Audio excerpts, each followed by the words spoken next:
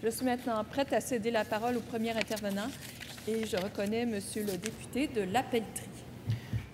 Merci, Madame la Présidente. Débat d'urgence commandé par une situation d'urgence.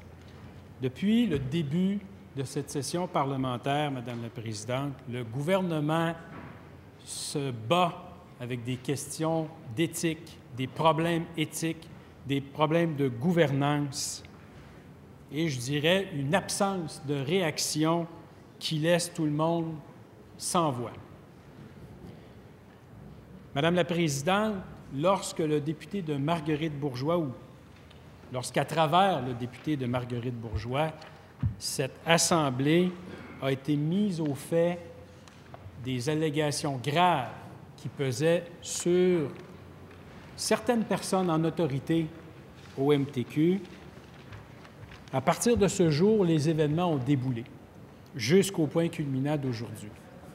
Peut-être qu'un rappel des faits, Madame la Présidente, ne serait pas inopportun.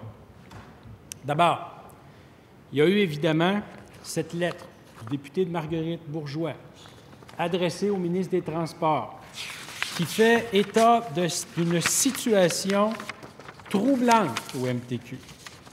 Et le député de Marguerite-Bourgeoys dit dans sa lettre notamment la résistance à laquelle il a fait face de la part de sa sous-ministre en titre, Mme Dominique Savoie. Le chef du deuxième groupe d'opposition, pendant la période de questions, a notamment fait référence à ça en disant qu'il avait posé des questions à sa sous-ministre et que sa sous-ministre avait étiré le temps à outrance pour ne pas lui répondre. Il ajoute même, le temps lui a donné raison, puisque le député de Marguerite-Bourgeoys n'occupe plus les fonctions de ministre des Transports et donc n'a pas pu avoir le fin mot de l'histoire. Ce qui l'a conduit à aviser son collègue, l'actuel ministre des Transports, de la situation, notamment des problèmes de structure ou l'observation des règles contractuelles relève de la même direction de gestion. Problème. Ressources humaines. Problème. Centralisation des pouvoirs. Problème. Au niveau du contrôle de l'information. La direction des enquêtes contrôle les signalements. La direction des enquêtes contrôle les signalements. Madame la Présidente, c'est majeur ce qu'il écrit. Et par la suite des choses, on verra qu'effectivement, le député de Marguerite-Bourgeoys avait visé juste. Les PCP, les professionnels de conformité des processus, intimidés, menacés, c'est grave. Placés sous l'autorité de leurs directeurs territoriaux, donc placés dans la situation où ils doivent enquêter sur leur patron. Incohérent. Situation qui a été créée par Mme Savoie. Mme Boily, hier, nous a dit « J'avais une belle équipe, 30 vérificateurs, formés, aguerris. Ils ont tous été dispersés à travers les directions territoriales, mis sous l'autorité des directeurs, donc sous l'autorité de ceux qui devaient enquêter. Des documents filtrés et altérés avant d'être soumis à la vérification interne. » Hier, Mme Boily, et là, j'espère que le premier ministre écoute, Madame la Présidente, parce que le premier ministre a dit « Ouais, mais on n'a pas de témoignage de ça. » Non, le député de Marguerite-Bourgeoys, au moment où il était ministre des Transports, constate ça. Et qu'est-ce que Mme Boily nous a dit hier?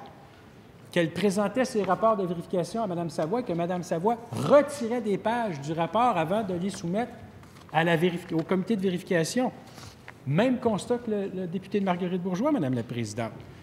Deux témoins différents qui disent la même chose.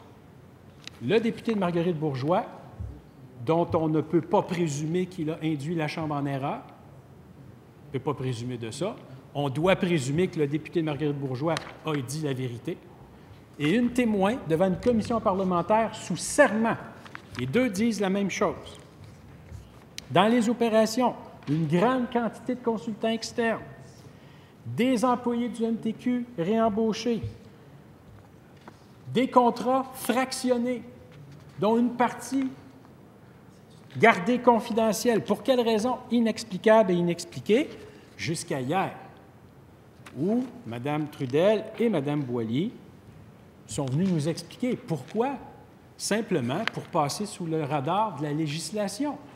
Parce qu'un contrat fractionné peut permettre soit d'aller de gré à gré et donc d'éviter les appels d'offres, soit d'éviter l'attestation nécessaire de Revenu Québec, soit d'aller à un niveau supérieur pour avoir à autoriser le contrat. Donc, pour une direction subalterne, un plus petit contrat fait en sorte qu'on n'a pas besoin d'aller chercher l'autorisation en plus haut lieu. C'est plus facile de donner des contrats. Ça se fait beaucoup mieux, gré à gré. Alors, c'est écrit en toutes lettres. Député Marguerite Bourgeois qui nous signale ça. Mme Trudel est venue nous expliquer le processus hier. Je rappelle, 2 témoins différents expliquent la même chose. 2 témoins dont un nous dit la vérité de par sa fonction et l'autre est sous serment, donc nous dit aussi la vérité, on peut le penser. Donc, Madame la Présidente, dans notre esprit, il ne fait aucun doute que Mme Savoie a menti à la Commission de l'administration publique. Parce que Mme Savoie, et j'invite les parlementaires à prendre connaissance des verbatims, mais Mme Savoie nous a dit que du fractionnement, il n'y en avait pas. Et mes collègues de la CAP étaient là pour l'entendre comme moi. Du fractionnement, il n'y en avait pas. Pas connaissance que du fractionnement au MTQ. Pourtant, Mme Boily, hier, est venue nous dire, non seulement elle savait, mais je lui remettais personnellement les rapports en main propre. Et Mme Savoie m'a répondu, non, j'en veux pas de tes rapports. Je ne te paye pas pour que tu me fasses des rapports, je te paye pour que tu trouves des solutions. Explication de Mme Boily, si Mme Savoie n'a pas les rapports, il n'y a pas de trace que Mme Savoie avait les rapports et donc était au fait de ça. Donc, pour Mme Savoie, c'est une façon d'effacer les traces. Malheureusement pour elle, Mme Boily n'étant pas la personne complaisante qu'elle aurait souhaité qu'elle soit, ce qui lui a valu son poste, bien oui, on en a gardé des traces. Alors ça, Madame la Présidente, ça m'apparaît ne pas être conforme au Code d'éthique d'un grand mandarin de l'État, très clairement. Le témoignage de Mme Savoie devant la Commission d'administration publique et les mensonges qui y sont associés ne s'arrêtent pas là. Parce que Mme Savoie est venue nous dire que de l'intimidation au MTQ, bien non, il n'y en a pas. Il n'y a pas d'intimidation. C'est tellement vrai qu'on a fait une enquête. On est allé voir tous les PCP, tous les professionnels en conformité des processus, toute la gang. Puis tout le monde nous a dit que ça allait bien, sauf deux qui ont eu des petites choses, mais rien de grave, rien de majeur. Or, hier, Mme Boily a dit, non, attention, ces gens-là, c'était mon équipe. C'est l'équipe de vérificateurs que j'ai formée. Et ils sont tous venus me voir. Ils m'ont parlé, ils me l'ont dit. Ils m'ont relaté les événements, les faits. Qui faisait de l'intimidation? Sur quoi on faisait de l'intimidation? Qu'est-ce qu'on leur demandait de faire? Entre autres, de donner des certificats de conformité, là où il n'y avait pas de conformité, ou de changer la non-conformité dans les annexes et non pas dans le rapport parce que c'était plus facile de passer à côté. Donc, de travailler l'information. De travailler l'information, je le dirais comme ça, Madame la Présidente. Et ils étaient effectivement victimes de pression et d'intimidation. Malheureusement, Mme Savoie, dans son processus d'enquête, a omis de parler avec Mme Boily. Qui a fait l'enquête? Je ne sais pas. Comment l'enquête a été faite? Je ne sais pas. Est-ce que cette enquête-là respectait les règles de l'art? Je ne sais pas. Mais les conclusions nous laissent perplexes, Madame la Présidente. Et on peut présumer que la conclusion de l'enquête a été écrite avant que l'enquête soit faite. Considérant le profil de Mme Savoie, je pense qu'on peut accepter ça. Madame la Présidente, le député de Marguerite Bourgeois a relaté l'obstruction dont il a fait preuve par rapport à sa sous-ministre, Mme Savoie. Mais ça ne s'arrête pas là. La vérificatrice interne, Mme Trudel, qui avait été embauchée par le ministre des Transports, donc qui avait toute sa confiance, elle aussi nous parle de l'obstruction. Elle va plus loin que ça, Madame la Présidente. Elle parle de sabotage. Et Mme Trudel, hier, nous a expliqué comment on avait opéré, comment on procédait pour lui mettre des bâtons dans les roues, comment on demandait aux fonctionnaires de ne pas lui parler, comment on faisait pour retarder l'obtention ou l'accès aux documents et l'information dont Mme Trudel avait besoin dans le cadre de son travail. Comment on a sciemment travaillé à faire en sorte de ne pas renouveler son mandat. Et Mme Trudel, je ne la cite pas au texte, mais je pense que j'ai l'esprit général de ce qu'elle nous a dit, comment des gens avaient le mandat de saboter son travail pour être sûr qu'on la sorte du MTQ, parce que pour Mme Savoie et ses acolytes, Mme Trudel était nuisible, comme Mme Boily d'ailleurs, comme Mme Boily. Donc, obstruction aux enquêtes. On alourdit le bilan. Et là, le nec plus ultra, le fin du fin, falsification de rapports. Mme Boily est venue nous dire hier deux choses majeures. Les rapports qui ont été déposés et à l'Assemblée nationale par le premier ministre du Québec et à la Commission de l'administration publique par Mme Savoie sont faux. Et là, Mme Boily nous a donné son rapport à elle, sa véritable copie de rapport à elle, que j'ai ici. Elle l'a pris page par page et nous a expliqué aux parlementaires et à toute la population du Québec qu'est-ce qui ne correspondait pas, qu'est-ce qui était louche, qu'est-ce qui était impossible et pourquoi, objectivement, elle en arrivait à la conclusion que son rapport, celui qui portait son nom, avait été falsifié, était faux. Madame la Présidente, dans une correspondance ici entre Mme Savoie et le cabinet de, en fait, M. Dufresne, le chef de cabinet du premier ministre, on constate que le rapport, dont on sait maintenant qu'il est faux, a été envoyé au cabinet du premier ministre à la demande, sous la recommandation de qui? Dominique Savoie. C'est ce que cet échange de courriel nous amène à conclure. Donc, Madame la Présidente, non seulement a-t-elle trompé la Commission de l'administration publique, non seulement a-t-elle trompé l'Assemblée nationale, mais sans présumer de la conclusion de la présidence, elle aurait possiblement trompé le premier ministre du Québec. Et ça, Madame la Présidente, je ne vois pas de quelle façon ça pourrait être acceptable. Et là, on ne parle pas d'un procès criminel où on a à faire une preuve hors de tout doute raisonnable. On ne parle même pas d'un procès. Il n'y a pas de juge, il n'y a pas de jury, il n'y a pas d'enquête de police.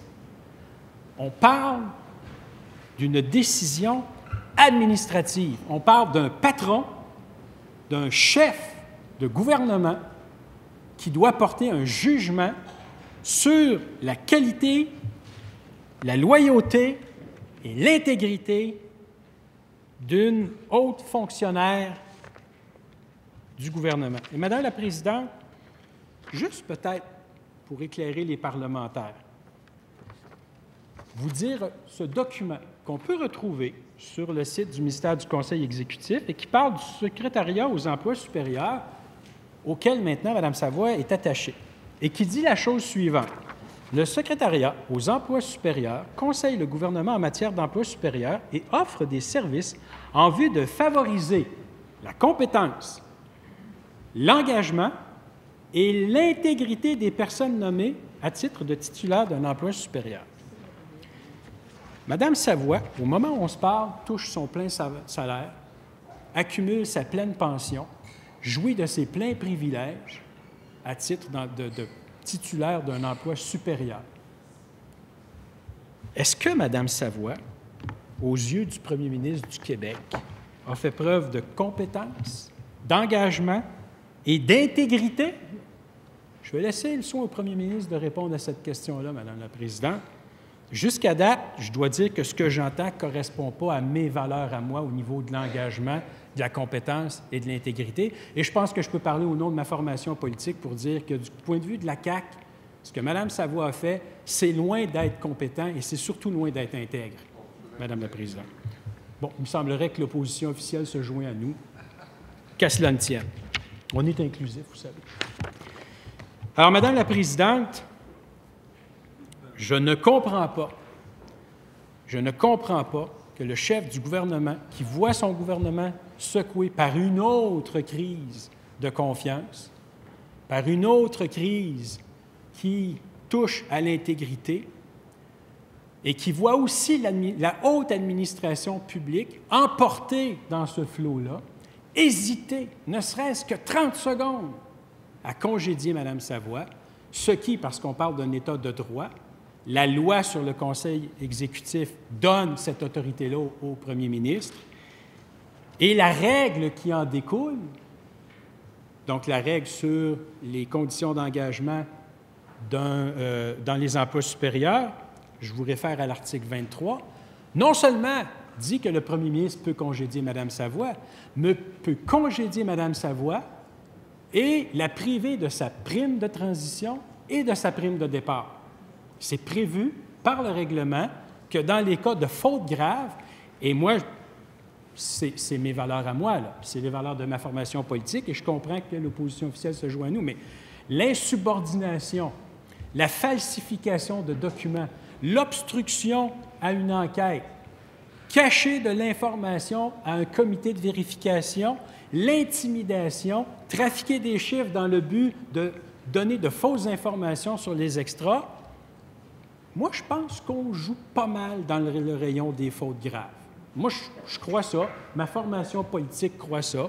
Et personnellement, je ne veux pas parler au nom du chef du deuxième groupe d'opposition, mais mon petit doigt me dit que s'il était premier ministre du Québec, Mme Savoie serait tellement congédiée rapidement qu'elle ne verrait pas ce qui s'est passé. Le premier ministre, lui, tente de ménager la chèvre et le chou. Je laisserai aux citoyens du Québec le loisir de comprendre pourquoi.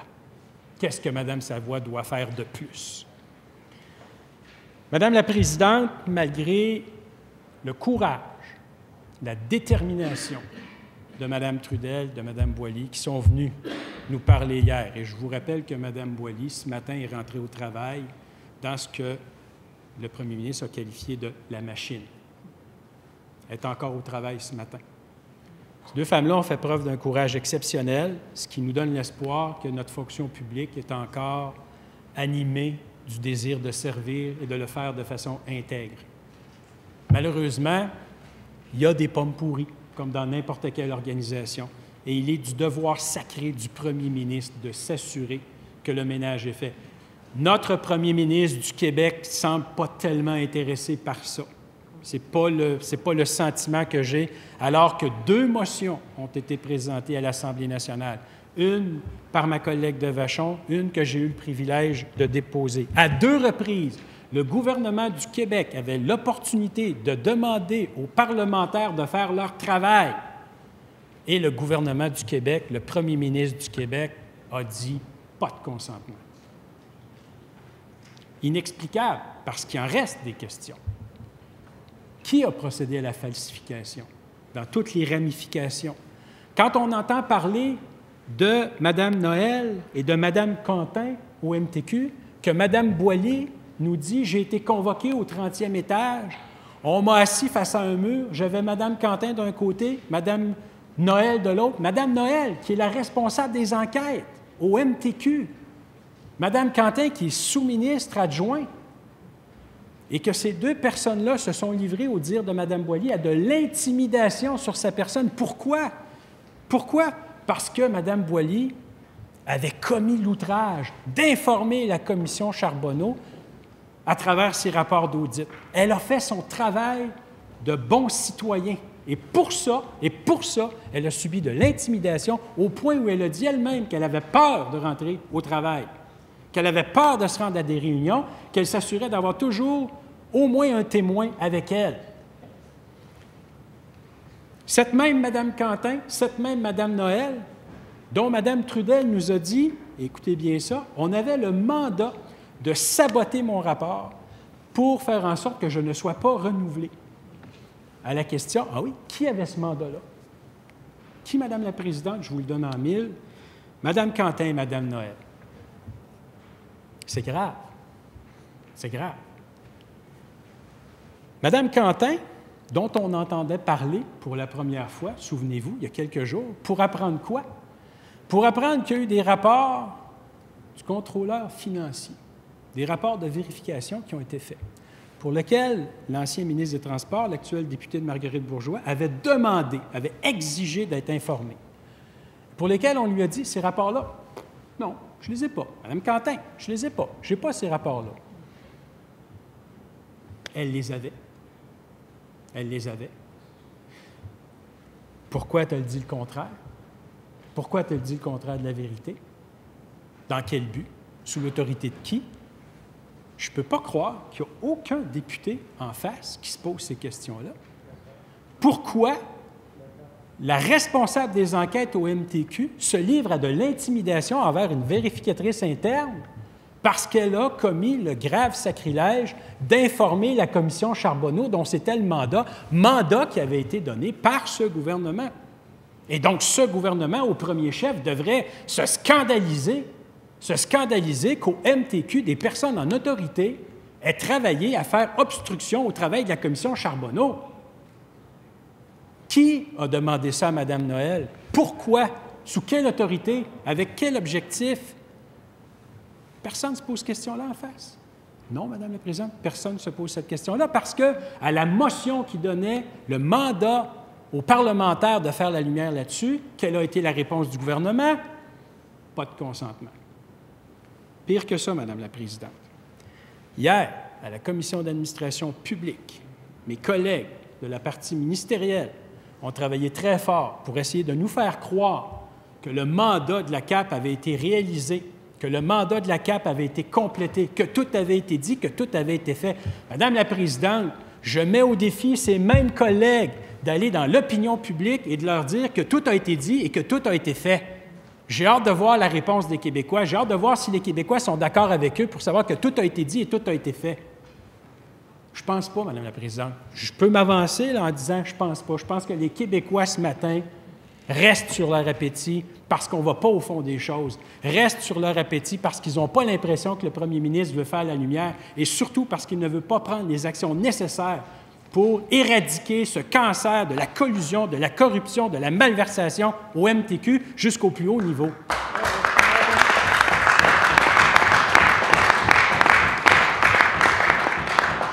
Mais j'ai une mauvaise nouvelle pour nos collègues de la partie ministérielle.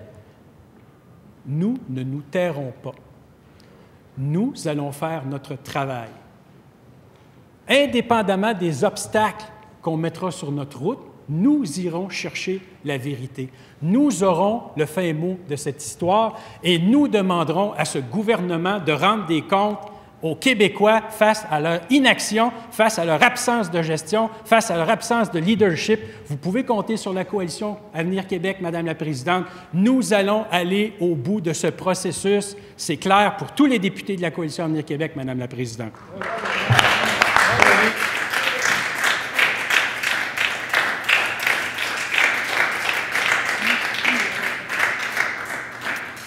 Alors, je vous remercie, Monsieur le député de La Pelletrie.